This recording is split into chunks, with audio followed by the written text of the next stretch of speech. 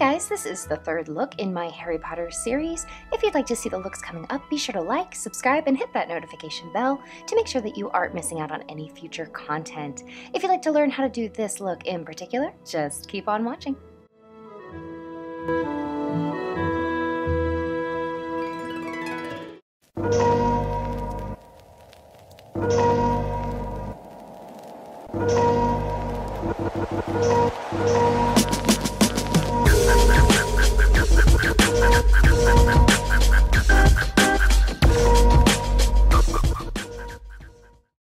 Today I'm starting with a bald cap applied, and I'm going to be placing in my avatar contacts from Crazy Lenses. I'll have them and all materials linked below. Now that we have those in place, we're going to go ahead and get the ball rolling.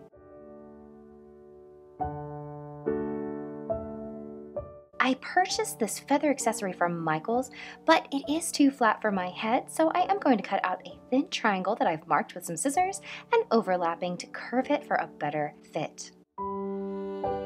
I then take a piece and mark the outlines of the fabric backing for placement reference. I made this mask from latex and flour with feathers adhered onto it, and I'm outlining in the same way with a fine brush and powder as we did before.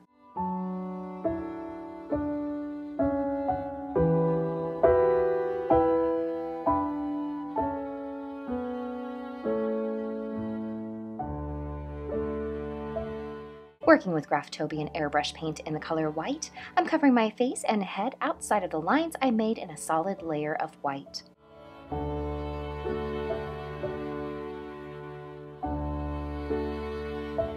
For the neck area, I'm only covering in a very transparent layer of the white.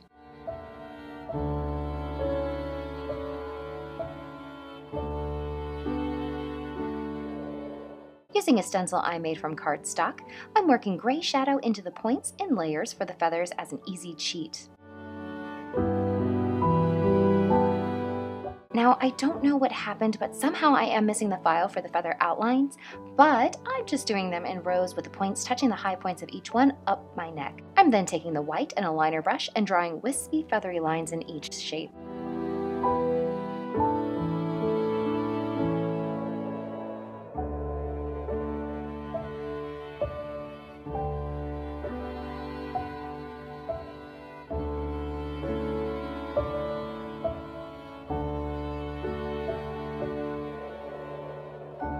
With an angled brush, I'm filling in the eye areas with black body paint.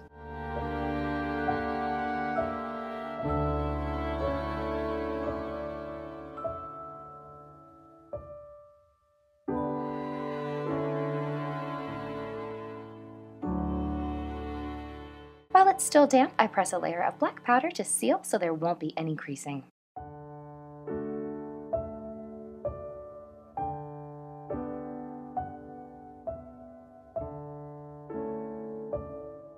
Be sure to line your water lines. To help hide the nose, I'm adding the black there as well for behind the beak. I then add a layer of liquid latex to the top area of the head with disposable sponges. I also add a layer to the back of the fabric of the headpiece and leave them both to dry. Originally, I was going to add black spotting between the feathers, but instead opted to darken the underpoints for the effect instead.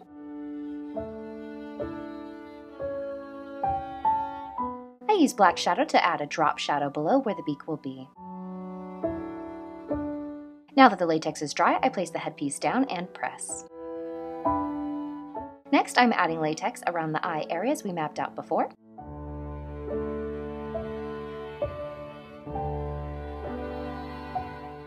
Add a latex layer to the back of the mask, and once dry, press into place. You only have one shot with this method, so be careful with your placement. With the same glue method, I'll add feather chunks on fabric strips to the sides of my head. I'm also darkening behind the eye feathers with shadow. Start with the back layers to overlap towards the front to hide the fabric, finishing under the front mask feathers.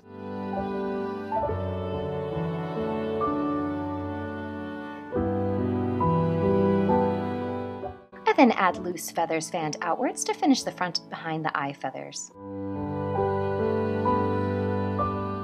I know it looks a little bit crazy, but we'll fix that in just a moment. Once dry, add hairspray and a light touch to style 2 pointed areas to the sides. Do this by smoothing from above and then upwards below. Be sure not to press too flat.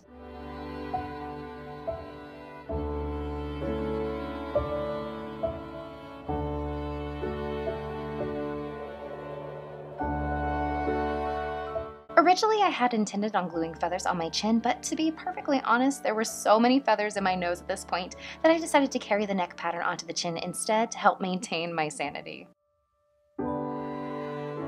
Some fluffing and you're all done.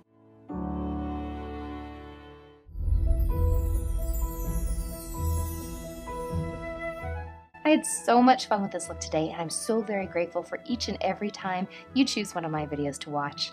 See you next time!